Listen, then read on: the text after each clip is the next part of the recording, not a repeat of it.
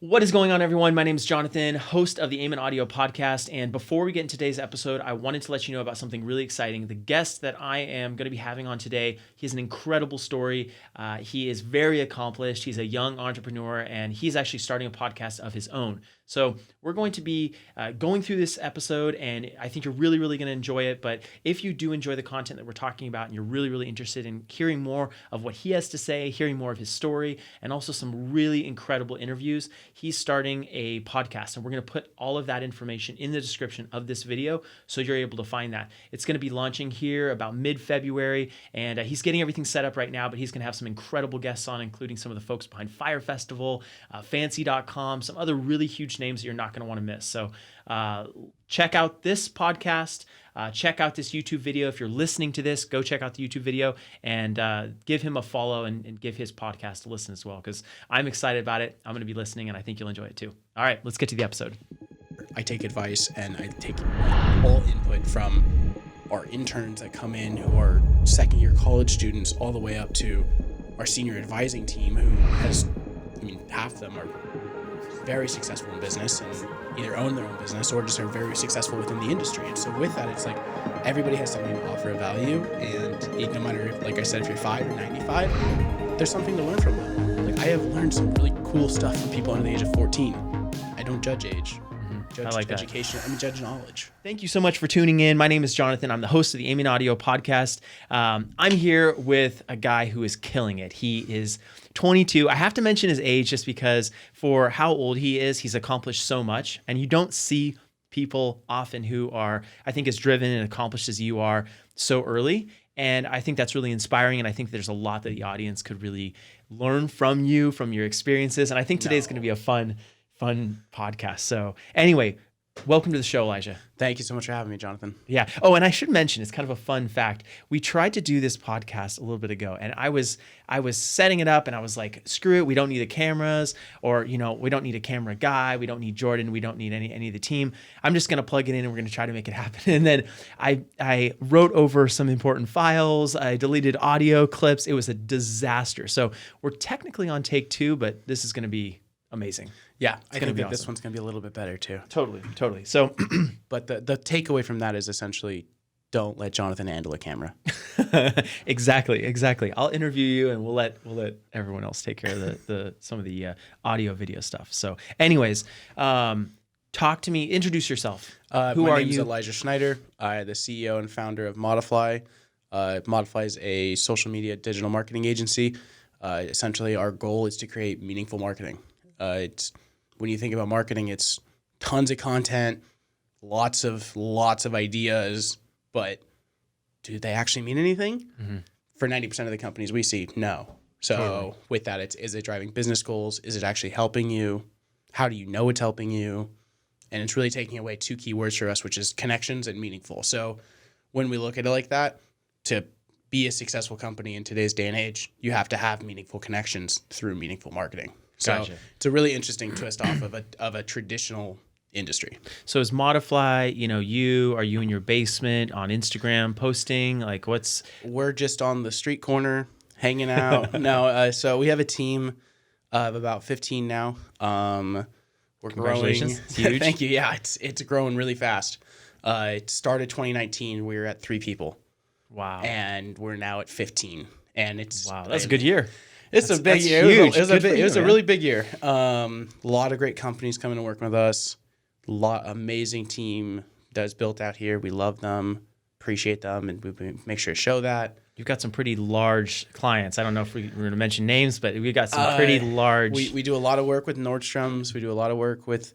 We've done some work with Fancy.com, Susan Rockefeller, Entity Magazine, Original Grain Watches. You guys were also just published in Adweek. Yeah. Right? So we actually started really focusing on the company's marketing about 3 months ago. It was about the end of 2019 right there.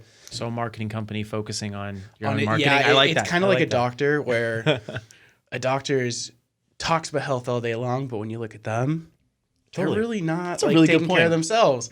So we kind of took that step back and said, hey, we need to be marketing for the marketing company. So Adweek has been really great with us. They featured us a few times about just comments when it comes to work-life balance, employee happiness, remote workers, huge topic right now in 2020, especially just from what happened last year with the change in California laws. In addition to, we actually just had a whole page article come out on the recent WW issue with Twitter, where essentially, unfortunately, the same day that the United States landed an airstrike, killing the Iranian general, the company formerly known as Weight Watchers, WW, launched a promotion on Twitter saying #This is my WW.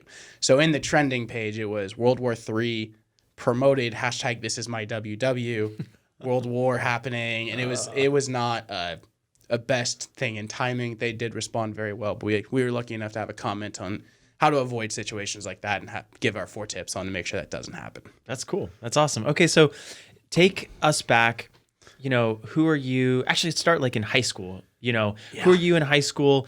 And then how did this company come about? How are you now at 15 employees, multi-million dollars in revenue? Like, how does that happen? I mean, so fast, because you're still in college. Are you still? You're still part-time in college? Technically, I am still in school. Okay. I actually have a total of about 4 classes left until I technically graduate. Amazing.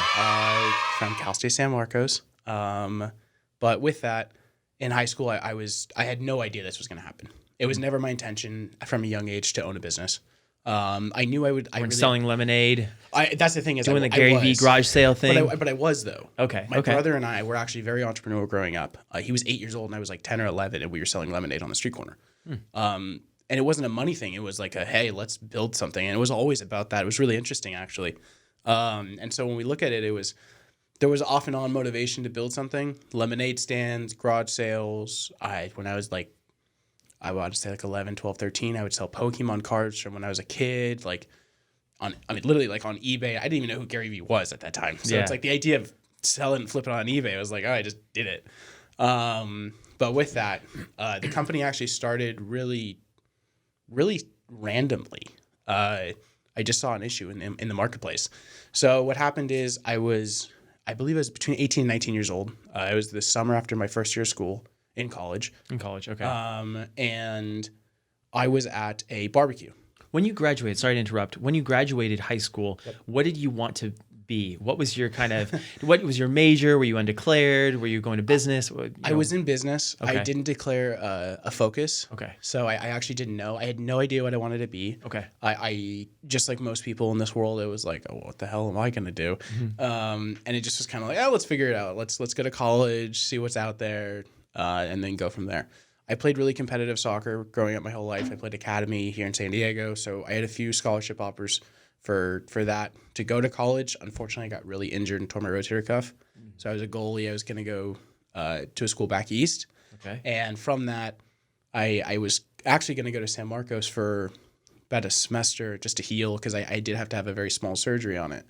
So with that, I was there for semester, a year, and I fell in love with it.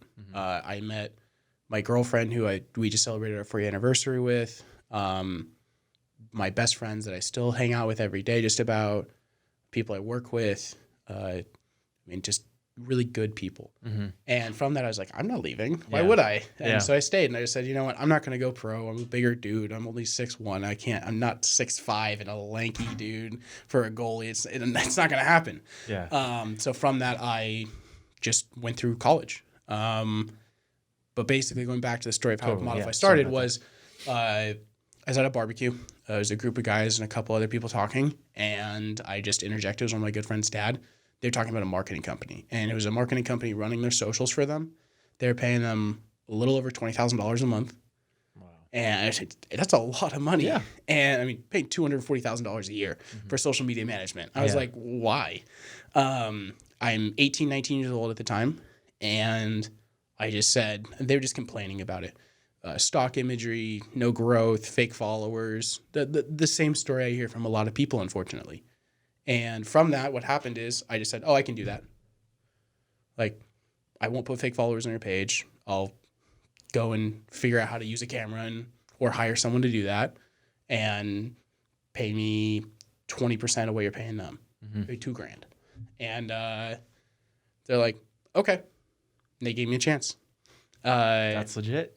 That's cool. Six months in, we were making hundreds of. It was a movie company, so sales were downloads of movies from iTunes when that was a thing, and so from that, they gave me a chance, and I just figured it out. I mean, literally, the best way to say it is fake it till you make it. It was more like mistake it till you make it. Like, I am very happy they stuck with me, because if I was them, obviously it's a huge difference in payment. They're paying 10%, so they understand it's a risk. But like, there was little mistakes at the time. This is also 4 years ago now. Totally. So from that, I mean, terabytes of research. I mean, paper stacked like the Himalayas in my room. And I just figured it out. Figured out ads on Facebook, Instagram, Snapchat, Twitter, everything that I could. Was there a moment that when you said, because I can remember times, and you're younger and you're like, I got this, right? And you're confident and you feel really good about it. Was there a moment, because you're hearing these people complain about stuff and you're like, socials, like, come on, guys, $20,000 a month, like, how hard could this be? I got this, $2,000. This is great for me, right? Was there a moment that you got home, or maybe you were home, but you were like in that quiet space after the time where you're like, oh shit, I'm going to do this for this company now. I got to figure this out. Or were you just kind of like full bore, didn't even realize it, and it didn't even hit you until later that like, I'm doing this right now? Yeah, kind of. I mean, really, it was a motivation thing when it came to let's just do this. And it was at the time, both monetary and pure boredom in school. School is not for everybody. Yeah. And I have my favorite quote that my mom said about me is, Elijah, you've had senioritis since 3rd grade. And it's just because awesome.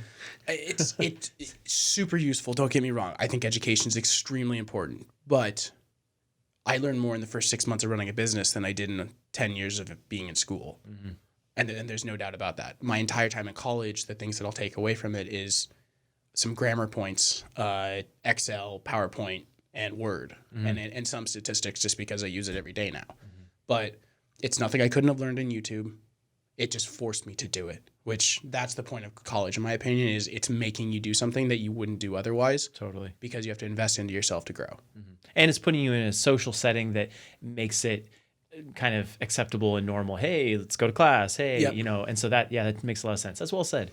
Okay, so tell me the transition then between you saying, hey, I'm going to figure out how to learn my camera, learn a camera or hire someone to do it, to actually bringing on clients, large, at this point, even Fortune 100 companies. What is that transition, and how did the last year look like, even from transitioning from 3 to 15? Yeah, I mean, the biggest thing was going back to that story originally, about 6 months after landing my first client, the movie company, they came to me and said, you've done an amazing job. I really did figure it out. I struggled the first couple of months. 2-3 months was rough, but I figured it out. And then after that, they were making a lot of money. They were seeing 8x on their ads, great creative. That's huge. And it was just a kid at the time who just kind of figured it out because I knew socials. And I've never been like a social media kid. Like, I have 1,000 followers, just normal. I post like maybe once every 6 months. It's just not who I am. From that, they said, hey, we'd really like to give you a good amount of money because you've helped us a lot. And I said no. I said, why don't you just give me some referrals, because I really do want to grow this into a business. I think you've given me an amazing opportunity, and short-term cash doesn't make sense. I was really thinking long-term. They referred me 4 or 5 people. Next thing I knew, I had 6 clients. And then I realized, holy crap, I can't do this. I need some help. So that's when I went out, and who else do you go to? My roommate at the time, and my dad. And were they your first employees? Technically, my dad came in as a partner. Okay. It was not going to have my dad be an employee of mine. That's just a weird thing. But my roommate, so I hired him as a contractor. He was making like nothing at the time with me, and it was just because we didn't know how to charge this. We were charging like $500 here, $1,000 there, and it was like hundreds of hours of work a month. And I didn't realize, hey, I actually should look at timesheets and figure this one out. But from that, we went from myself, Brandon, who was my roommate, and about 6 months later, we hired our first, I call it like real team member. Totally. Just because I've known Brandon for years now, and that was a little bit different, which is Maddie. And Maddie came on board for us, and that was a big step. That's because that's the company. Now I have someone's livelihood that I'm helping as a person. And did you bring her on board as a kind of an hourly part-time person? Did she jump right in? You put her on salary, I full-time? jumped in full-time salary. Nice. Okay. I knew nothing about HR. It's a ballsy move. I like it. It was big. And how old are you at the time? 20. 20. Okay. Yeah, I was 20 years old. She already graduated college. It was a little bit of a shock to both of us because we were like, I'm younger than you, like I'm younger than her, and it was a weird dynamic at first. But she's amazing. She's so smart. She kills it for us. She's still with us today. Maddie and Brandon and all of our team, but specifically the two of them, they've been with us for over 2 years now. They've seen the growth and the evolution. They've seen the growth go from no office. We'd have a quote work day at a Starbucks where we just all had to get together, and it was remote, and then all of a sudden to an office, to a bigger office, now into a team of 15 and selling huge clients now, and it's like it's completely changed for them. So really huge appreciation for them. It's fun to kind of see that and have them as part of the journey. Oh yeah. It's been amazing. It's cool to have people next to you when you can talk about it, like, hey, remember 2 years ago when we were like working with like 4 clients and would meet at a Starbucks once a week just to talk about what's going on. It's so cool. I love it. Okay, so I want to talk about that some of that a little bit. When you're thinking about socials, when you're thinking about looking at metrics, whether that's for your clients or maybe people listening right now are looking at their own results from ads or boosted posts or whatever on Instagram, what do you think are the meaningful metrics that people should be looking at? Yeah, I mean that's a really good conversation. We actually just wrote a blog on that one. Okay. It'll be published early February. Okay. So anybody listening, go to wemodifly.com and you can see it all there. But with that, metrics are different depending on what you're going for. Mm-hmm. So in my eyes, there's 3 types of goals through social specifically. The first and foremost is obviously awareness and engagement. Very similar things. If you have awareness, you should be having engagement if you're doing it right. Typically, people separate the two because they view awareness as impressions and reach and engagement as likes, comments, shares, reposts, whatever it could be. Mm-hmm.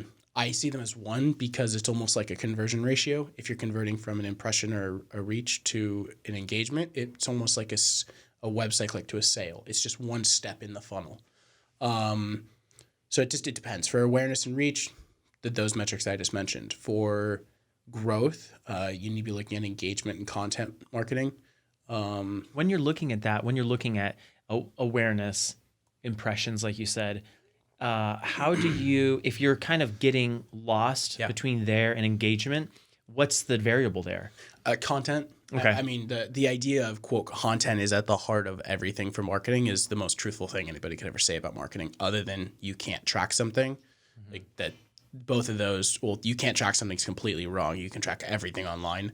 But content at the heart of marketing is the biggest truth, other than the fact that you can track everything too. Gotcha.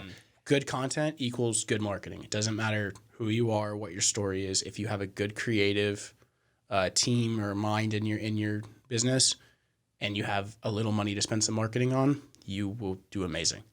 And you said a little money to spend. So that's not just creating the good content, but making sure that you're putting that content on whatever platform it is in front of as many people as possible with the marketing dollars that you have. Exactly. What opportunities do you see the current social landscape? Because obviously we have, TikTok, I think, is kind of the newest player in the game. And I know there's some others that are there, but TikTok's kind of the one that's received the most probably publicity. Yeah. It kind of is the freshman in the group. It definitely is. What other opportunities do you see just across the board where people should be focusing their time? And does it depend on your industry? It does depend on your industry. If you're a doctor, I wouldn't recommend Instagram as much because let's just say Instagram is really not the platform for you. Okay. But why is that? Because there's plastic surgeons on Instagram. That's a little bit different. Okay. So when you think about a plastic surgeon, typically demographic wise, they're on Instagram and Facebook specifically. Totally. But when you think about because a lot of it's so visual. Yes, a lot of it's very visual. A lot of it's, hey, are they a good doctor? Who are they? Where are they? There are like Dr. Pimple Popper, literally gross videos, but people like them because they're so satisfying. It's like I've seen them; they're really satisfying to watch, but at the same time, it's kind of nasty. So it really just depends on the doctor that you are. We actually have a doctor client named Diana Hoppy. She started a Women's Over 40 magazine and editorial site specifically on education due to the fact, other than Goop now, finally 3 years ago when she started with us, there was really nothing out there for women over 40. It was like all of a sudden you turn 38 to 44 and the media doesn't care anymore. There's just no content. No, and now she has tons of education. She's been featured on Bloomberg, Dr. Oz, a ton of things that we've done with her. But she's really done well there. And so it's like that type of doctor on Instagram and Facebook, she's killed it. What type of doctor then wouldn't be as good on Instagram? I don't think a neurosurgeon needs to be on Instagram. Okay. But yet again, where would you put a neurosurgeon? I'm a neurosurgeon coming to you. LinkedIn. Okay. I probably wouldn't work with a neurosurgeon just because I would need so much information. But at the same time, I think LinkedIn's great for any professional use and non-professional use. So going back to the question of like opportunities within social, I think TikTok is actually really interesting right now. I have mixed opinions on it. 6 months ago, if you asked me, I'd be like, no. But just casually talking about it with you, you've been like, oh, screw TikTok, or like, well, I'm just saying, like, or it doesn't provide too much value right now. Okay. It's great for front of mind awareness. There's no question there because you can grow fairly fast on that just by producing content at a rapid rate. If someone's listening to this or watching this right now and they have no idea what TikTok is, could you like give us the TikTok is Vine's little brother. So the best way to say it is TikTok is a video platform that was originally designed for karaoke and lip singing, and a little dancing as well. What happened is it blew up due to the fact they hired, I believe what happened is they hired influencers because it was a little too quick. They probably hired some massive influencers to get on the platform, but it's been around forever. Like David Dobrik, who right now in my opinion is top 10 influencers in the world, has had a TikTok since 2015.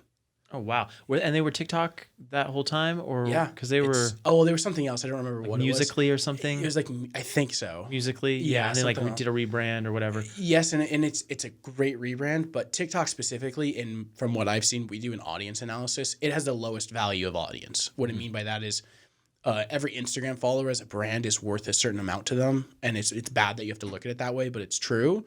Compared to TikTok, where there really is no like profile just like synergy. So there's really nobody really goes to a profile unless you like really like one person. For brands like Manscaped just got on TikTok and they're killing it. It's hilarious. Like they have somebody come on and go, I'm here for all the dick pics that come in. It's like, that is funny. But other brands I've seen do it, it's not, it's like, because the videos are fast, right? Yeah, it's very fast. Fast video. So you're not really, there's not as much content and it's very like trendy and quick, and there's a lot of different... It's not YouTube. Okay. Yeah, it's not YouTube. It's a quick 15-second last video. Gotcha. But it is important, I think. I do think it has huge potential in the future, especially with the ad technology that they just bought. Right now, however, I would suggest getting on it. I'm making that suggestion to all of our clients. Do you have a TikTok? I do. Okay, so we got to go follow you, right? You're going to have some funny dancing videos for us? Nope, you get to see my cat. Some cats? Okay, cool. I tried out 3 videos, and I was like, it was like 9:30 at night. I'm like, what am I going to do right now? And I was like, all right, my cat, let's do something funny. And this cat is the most lazy thing in the entire world, but energetic. He's only 1. So he lays on his back everywhere he goes. Apparently, it's very trusting of them. And so I have a video of him in like 15 different positions laying on his back. And it's like, why are you just starfished out on the floor right now? Really interesting. That's but awesome. it's just really, it was for me just to test it. Wasn't really any purpose behind any of those videos. Yeah, just fun. So what's your opinion of Facebook right now? What's Facebook? Okay. So for brands, because obviously Facebook owns Instagram. Yeah. So, okay, here Facebook is AOL. Okay. It's just there. But for some reason, they keep popping up. And I think Facebook has developed really interesting products like Instagram, or bought really interesting products and then developed them. Instagram, WhatsApp, Oculus, some of the features they built inside of Facebook, like groups they're really focused on right now. Facebook portal, I don't trust whatsoever due to the data issues that they've had, and they've done a terrible job on repositioning themselves for data issues. I was going to say, the repositioning has not been good. No, but they literally slapped a sticker on it and said, hey, we're going to update our logo, and we're going to have California specifically file CCPA, which is just a Consumer Privacy Act, and let's hope it goes away. It's like, no, you just paid $5 million for a fine to the EU, I believe, in 2018, 2019. Yeah. I mean, 5 billion. Sorry, not 5 million. Yeah. That's the biggest fine ever. It was 19% of their revenue. Yeah. And it's a little, you have to kind of address that and not just hope it'll. We updated our logo. Away. Yeah. No. Yeah. Interesting. Okay. So what else? What's YouTube? How do you think about YouTube? I love YouTube. Okay. I think YouTube. So my top 3 right now in order, I love Instagram first and foremost. People say it's dying. I don't think so. I think they're about to make a huge change to desktop because they're testing out their messaging feature on desktop right now. Interesting. Okay. My only concern with it is the moment Facebook, which they didn't have the same opportunity due to technology, but the moment that Facebook became 80% dominant on desktop, it started to die. So that's the only red flag for me, in addition to the pushback on the algorithm. But in my order is Instagram, LinkedIn actually, and then YouTube. I think LinkedIn has the most potential of 2020 by far. Nowhere else. Interesting. Okay. LinkedIn is Facebook of 2008. Okay. So So long easy to grow. form written content. I know they've been experimenting with some live video stuff. They have. So they launched it about 2 weeks ago. There's a live video streaming service that I believe they bought the technology and then are integrating it into the platform. I don't really know how it's going to play out yet. It could be really interesting for conferences. It could be amazing for conferences, video chats. That's a good thought. Podcasts it could do really well for.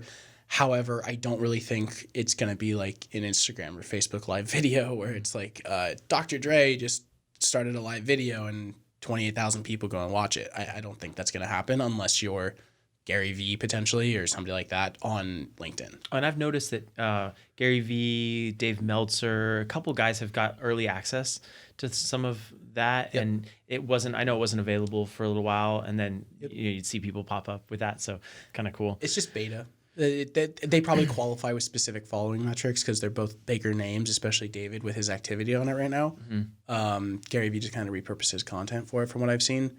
But it's just like Instagram. Instagram hiding likes was a beta version. If you qualify, you get it. Same thing with LinkedIn, unless they personally reach Do they out. hide your likes? They didn't. I actually never get any of the beta versions. I don't understand why. Huh. I've talked to our reps at Facebook, and I'm like, why don't I ever get this stuff? Like, I didn't have IGTV till like 6 months ago. Really? Uh-huh. No way. Yeah, everyone's watching it, and I'm like, I can only see it on my Explore page. It's so weird. So do you have differences in IG within your team? Oh, yeah. Because you have 15 people. and so our it's clients, like, it's completely different. wow. Yeah, if we have a client we've had clients in Amsterdam, night and day. It's like Instagram of 2006. That's crazy. Yeah, literally, it all looks the same. Like, there was a point in early parts of the company where it looked like the old Instagram from a European company. And I was like, what is this? And I was like, we're like 3 years ahead of this. Yeah. In a way, do you have to kind of relearn, or not relearn, but I should say, like, if you, let's say you don't have IGTV and then all of a sudden you're working with clients that do have IGTV, it's kind of a new tool in your tool belt. It's really interesting how, well, we've utilized IGTV a few different places, but it's profile views on a few of our clients are completely different than mine because they tested out the new, like, we're going to customize your profile view. It's really weird. We have a qualifier and like a sheet that shows, okay, this is what they have right now, so we can track it and we can see what Instagram updates look like. Gotcha. This is really cool. I love that we're getting kind of into some of the meat and potatoes of actually practically what socials are looking like. Let's transition a little bit. We mentioned Gary Vee, Dave Meltzer. Influencers. Talk to me about kind of your maybe top 5 influencers that you track with or you have an opinion about right now. I really don't have like a top 5 per se. Okay. I really do have a few though. I love Gary Vee. I think he has really insightful information for somebody who's just looking for that extra push and a little bit more knowledge. However, he does yell. In my opinion, it's a little too much sometimes. He'd probably be here interrupting you and agreeing with you. There's nothing wrong with it. He produces a lot of content. He has a really big team around him. I think that's great. And he has built a name more than anybody I've seen. But he's definitely one. Ryan Serhant. Okay. Love him. He is an amazing influencer, but also he just seems like a cool guy. Real estate up in LA, or is he everywhere? He has the Serhant group. Basically what that is I believe it's about 5 offices. But he's a really interesting influencer that I've seen lately. Just because he is on a TV show, he's on Bravo's $1 Million Listings and has his own company in addition to his own media group. So he's really kind of taken that Gary Vee model, and I know that they know each other and have worked together a little bit. He's killing it on YouTube. I've seen his stuff on YouTube. I haven't really seen. He's on YouTube, Instagram. I think he has a little over 1 million followers. But he's an interesting one. David Dobrik, like I mentioned earlier. Him and his entire group, hilarious. I think the consistency of his videos are just, they're always there. And that's huge in this space because I think you see over the years, people will start out and maybe they'll kind of pop a little bit and then they'll either mellow out or they'll go in a different direction or they'll start. Been huge for years. Yeah. No, cool. I really enjoy him. He does a great job. Okay. And then I would really say that those are my top 3 right now. There's others out there that I think do an amazing job. You mentioned Dude with a Sign. Okay. Let's talk about some accounts, some fun accounts. All right, so Dude with a Sign. So Dude with a Sign is... You guys need to go check out his Instagram just for fun. Yeah, I mean... Just to have the context of this conversation if you are not familiar with who this person is. So Dude with a Sign is... I've never seen someone grow as fast as him. Okay. I think he came around in October. Remember a friend sending him to me and going, 2019. Like, yeah, 2019. Okay. It's like, what is this? Like, is this guy standing in front of a Sweet Green, like standing, why is my salad $15 or something like this with a cardboard cutout all bent up with messy handwriting, which is one of the funniest parts about it. Mm-hmm. And now he has like 3.1 million followers. Yeah. And I mean, and speaking of Ryan Serhant, I think he and Casey Neistat did that collaboration about free rent. Just thinking okay, that. yeah. So it's really interesting how they actually all came up, and Gary Vee did something yesterday too about Dude with Sign. So he's done really well, but the reason he's done really well is I don't know the legalness about it, but I think he's a subsidiary of Fuck Jerry. Okay. Fuck Jerry is a huge meme account. They're one of the biggest Instagrams out there, just like the Fat Jewish. They're about the same. The only difference is F Jerry's a whole media company now. They're actually an agency too. Okay. One of the founders started like What Do You Meme and a few other of those games, and Haha Tequila, things like that. So they're huge, and having a social following of over 15 million and having other brands like that be able to promote you, obviously you're going to get big. Mm-hmm. And so when you're in that group, you get featured a couple times on stories. You get on or whatever. You get on the F Jerry, get on Fuck Jerry page, and then all of a sudden, next thing you know, you have 150,000 followers. Yeah. There's a reason it costs $200,000 to get a post on his page. Yeah. But things like that. So, but Dude with Sign, really interesting influencer. Meme marketing is the future of Instagram, in my opinion. It is turning into a little bit more humor based. What do you mean meme marketing? Humor-based marketing that's more in time, more ad hoc stuff, not as scheduled out, not too product focused, more fun. So for a brand looking to do meme marketing, let's say I want to do it for my company, Common Sense Events, do we create our own proprietary funny meme that somehow has product placement in it, or has a message that's relative to what we're doing? It's just timing. Okay. So, I mean, meme marketing is not just standing there with a grid of 4 and having a graphic of a meme or a dude with a sign in front of a Sweet Green. It is when Petalon has a commercial go viral for somebody saying that it's sexist, and then having Aviation Gin come out with the same actor from the Petalon ad, depressed with her friends, saying this gin is really smooth. I like it. Let's get more. And the friends saying this is a safe space. That was, in my opinion, the best. I mean, of the decade. So other than the timing Nike of stuff, it has been amazing. Like Ryan Reynolds' team. I don't know what agency or in-house did that for him, but amazing. I mean, it took 8 days to film a commercial that took over 2019. So that type of media and that type of creative is what's going to happen in the future, especially on Instagram, especially on TikTok, LinkedIn. Not yet. Hopefully not ever. You don't think it's as fast just because of the people who are on there, or the fact that it's mostly words? It could be, but I mean, that's why I wanted to give the example of the Gin Aviation, because they filmed the whole commercial about it for the holidays in less than 10 days. Wow, that's fast. It's really fast. I mean, usually a commercial production takes months. I mean, like literally months, and it was really well done. So the way that I look at it is meme marketing is really the marketing that I see working, just like Dude with Sign. When you have Gary Vee following you and doing what you're doing is when you know you've made it. Yeah, you're killing it. Yeah, if you have Gary Vee. Yeah, but Ryan Serhant partnered with him to do a free year in New York. It's probably the biggest competition I've ever seen on socials. It was a financial free year of New York. He paid for your housing, your food, your travel. I believe he gave an expense allowance. Probably a $500,000 giveaway. Wow. I mean, maybe a little less, but like living That's in New huge. York is not cheap. And Ryan Serhant sells tens of millions of dollars worth of real estate, so his expectations of living are probly higher than most. Yeah, absolutely. So, dang, that's nuts. Yeah. That's really cool. I just saw the post briefly. I scrolled by it, but no, that's really cool. I want to transition. I want to ask you a little bit of advice. as far as someone listening to this right now, maybe it wants to start a social media agency. Yep. They want to start something. Maybe they're just like you. They were at a backyard barbecue. People aren't really barbecuing, I guess, right now. But, they're going to be at a barbecue here in a couple months, and they're going to see an opportunity. What are some of the things, what were some pieces of advice that you would give someone who's looking to start something? Would you say study up? Would you say stay in school, drop out of school right away? Kind of what would your tips be right away if they were coming to you? Everything is situational there. It really depends on the person. I love working with people. If you're not a people person, I really suggest not getting into this industry because you need to talk to people all day long. Mm-hmm. But if you are at that barbecue like I was and you want to do something to be different than the other millions of college students out there because you're just bored, one, stay in school because you don't know how it's going to go. The biggest thing, the reason I stayed in school is actually because... And you are still in school. I mean, I wanted to drop out, I'm not kidding, every 2 weeks for a year. Mm-hmm.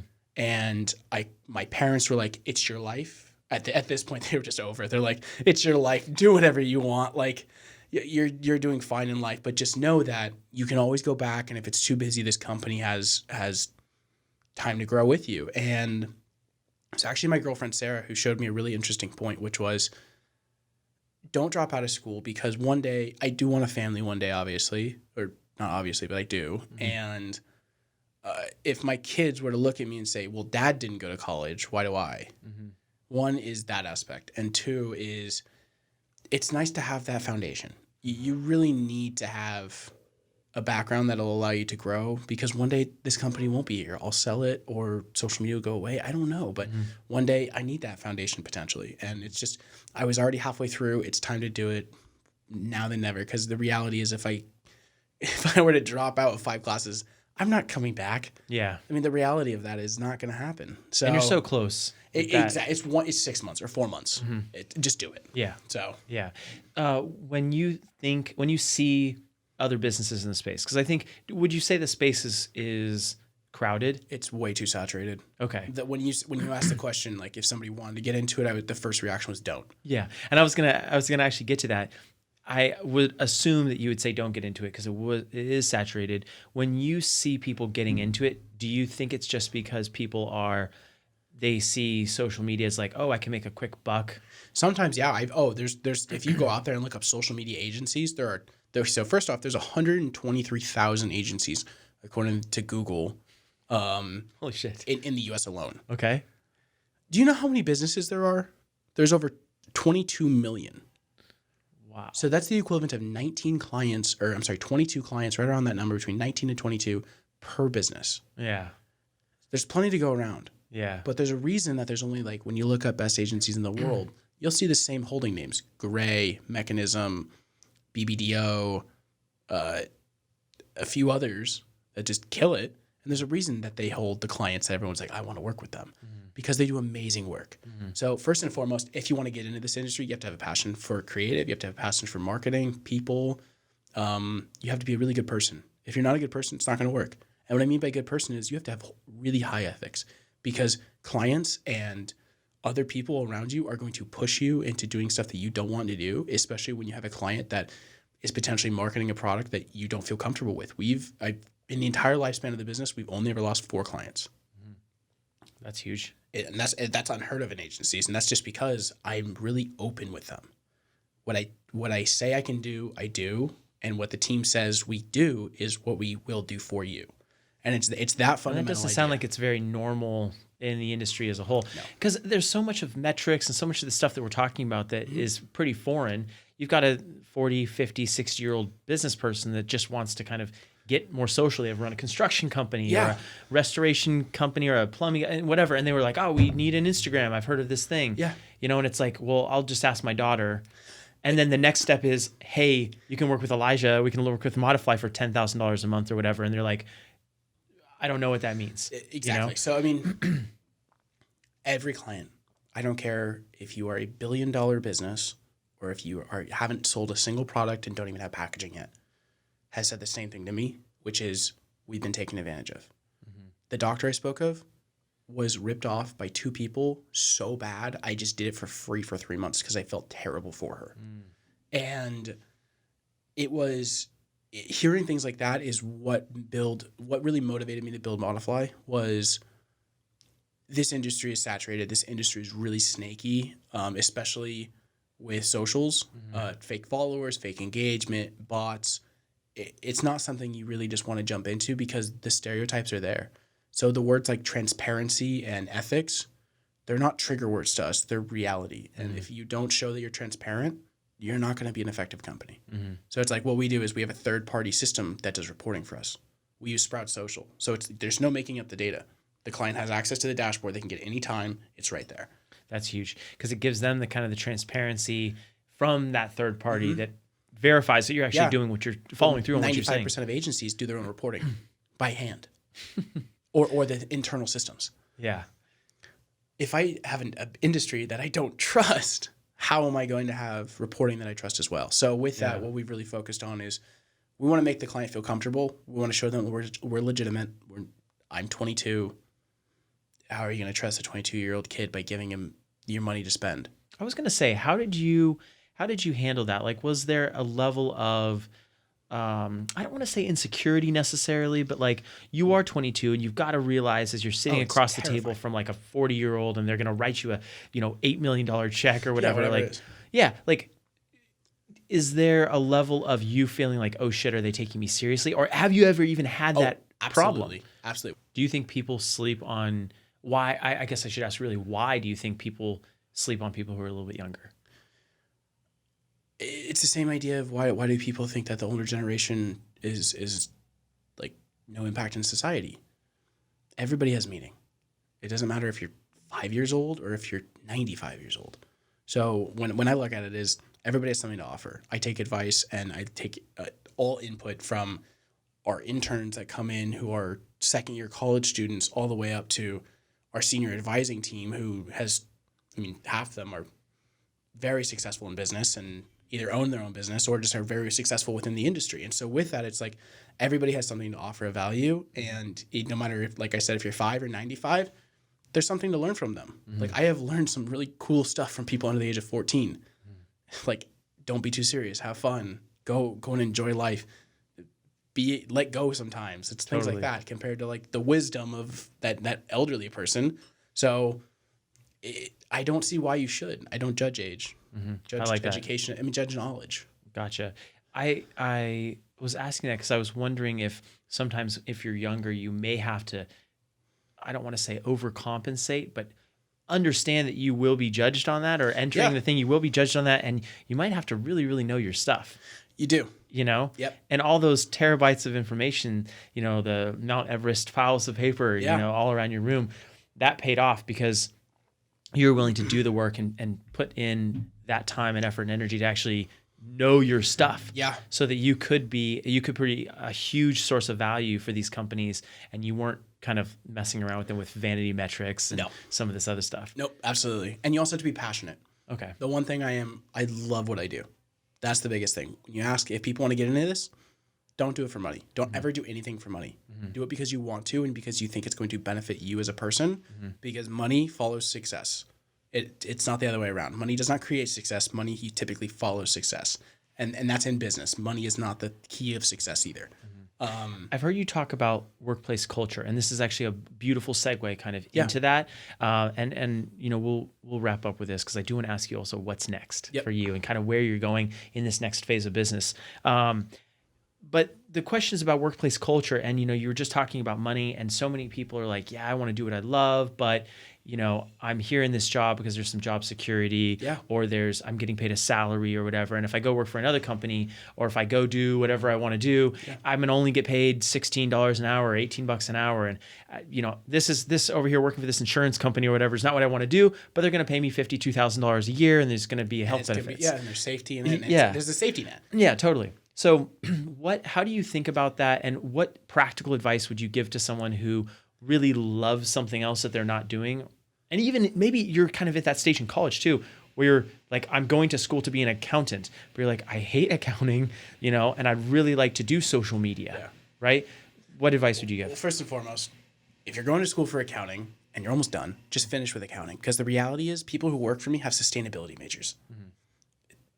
You can learn. You will learn more than you will in school in the real life. So with that, I mean, when we look at employee culture specifically, Ad Age just came out with their top 200 best places to work.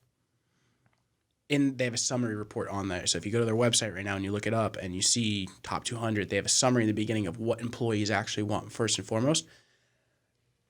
If you read Employee Culture 101, you could have written that. Like, they want decent pay, some paid time off, and health benefits. Who knew, right? People want to be taken care of for actually what they're doing. It's not brain surgery. Be a good person. If you are competing with the level of income that your other peers in the industry are doing it, you're doing it okay. If you're above that because your team is pushing for you, that's where you should be. We try and make sure that everybody is paid at least 22% at max in their first 2 years over starting salary of our competitors. And the reason for that is not to have more team members come in. It's because I think they're being paid too low elsewhere. I don't think if you graduate college that you should be paid minimum wage right away. Like, that doesn't make any sense. So, I mean, when we look at that, you're in accounting, like you said, and you want to do social media and you have, let's say, 10 classes left, finish accounting. Don't start over because you're going to have another 2-3 years and you're not going to be able to get on your feet right away. You're just going to keep piling up debt for no reason. Go get in the real world, try it out, test everything you want to do. Get internships. Internships are beautiful. Just don't do coffee runs. That's not going to help you. And so internships are, if you were looking for an internship yourself, would you be looking for a paid internship? Would you be looking for just something that is closest to what you want to do? Test everything out. Okay. If you want to do accounting, but you want to do financial advising, but you want to also do social media marketing and influencer marketing, pick a couple of them. Try it. Do one a semester for 2 years. Internships start junior year. You have 4 semesters to try it. Typically, they're not paid. We do stipend internships, which is we do that. It's not they're technically in California. There is laws around this, which obviously we follow. But the biggest thing for us is if you're putting in work to this company and you're putting value into the company, you're going to be paid for your time. If you're an intern who just wants to come and shadow somebody for your own self-benefit, you're not really doing anything, you are more than welcome as long as you're a good person and you qualify to do it with us, that you can come and do that. We have that all the time happen. So it really depends. You should be looking for either. Unfortunately, most internships are unpaid right now.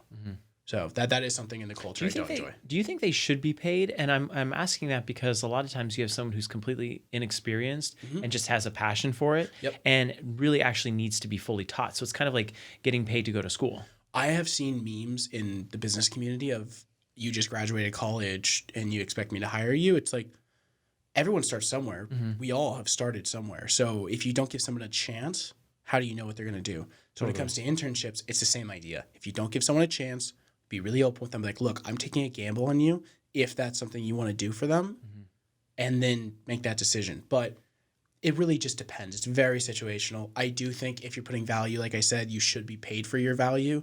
Now, is that number exact? Probably not, because you provided more value, but the company may not be able to support that. May not be in their budget. I don't know. But I do feel that in turn for an internship, you should either get a glowing recommendation as long as you perform there, a resume filler. If possible, most internships through the school can actually offer units now. Oh, absolutely. So it's a class, which is, I don't know if they have to pay for it. I think they may have to pay a couple $100, but I know it's like 20%. I mean, it's like 20% of the cost for a class. If none of those can be met, you should definitely be being somewhat stipend, hourly, whatever it could be, to do work that you can learn from, but at the same time benefits the company. Totally. And you were saying that, I was just thinking of when you started, like that company did pay you, you know, that 10% or 20% or whatever of what they were spending with the other folks. But the thing is, you also spent hundreds of hours, like you said. I bet if you would have calculated it down, you would have been paid far below minimum wage, at least initially, right? I actually you and Brandon, right? Once. I was at first it was just me, and then Brandon came on, which at the time he was underpaid too, but that's because we had like $3,000 coming in a month. And the expenses were through the roof. Yeah, it was like you take a little, I take a little. Like, what do you need for? You know? He's actually. So I've actually never taken money out of the company. Okay. To this day. So I got really lucky that I've had other income sources because I built other brands with it, like CBD brands and wellness brands around this. But in the beginning portions of it, I took a couple $100 here and there. But over the last 24 months, I've never taken $1 from it. That's cool. Everything really is invested into our employees because we are a startup. I understand that, and I want to make sure that they know they're appreciated more than I can express in words. Where does that come from? Because that has a level of maturity that's really cool. I've heard horror stories. Okay. Is it like you reading business books? Just talking to people. Okay. Yeah, I really don't read a ton of business books. Okay. It's very an unpopular opinion, but doing and reading are completely different. Totally. Talking to people that wrote the books are just as good as reading the books. Absolutely. So they'll give you the cliff notes and kind of the top takeaways. Exactly. Yeah. So there's a few books I'd always recommend.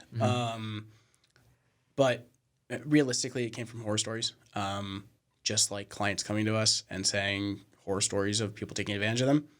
I've seen horror stories of employees being taken advantage of. It's something I absolutely don't like. We are a people-first culture in the world. If you don't put your staff and your team in front of the self-interest of the leaders, you will not succeed because they will be unhappy. I love that. That's so cool. Well, dude, thank you so much for being here. Thanks for sharing all this about your company, your growth, just some of the advice, kind of the state of where you think socials are right now, and some of this workplace stuff. I think it's really, really inspiring, and I love the time that we've been able to, get together and know each other a little bit. And I think we need to do more sake and sushi, here coming up. But thank you so much. I appreciate it. Absolutely. Thank you for having me. And where can people find you? So if people are looking for either your company, yourself, So you on TikTok, those cat videos, right? Don't go to TikTok and look me up because it's under a random number, so nobody can find me. User 2356782. Something like that. Starts with a 1. Okay. But basically, to find Modifly, it's wemodifly.com, and all of our socials are wemodifly. If you just look up Modifly, Modifly, you'll find us right away. Cool. And then for me personally, I'm all on our website. It's all through there. Love it. Yeah. Good stuff, man. Thanks so much. Thank you. I appreciate it. All right, guys. Well, thank you so much. If you have enjoyed this show, please leave a comment for Elijah or myself in the description. If you're watching it on YouTube, comment section, let us know if you liked it. Questions, follow-up questions for Elijah or myself about this content. And I would absolutely love if you subscribe, like this video, and all that good stuff. So thank you so much for tuning in, and we will see you in the next episode.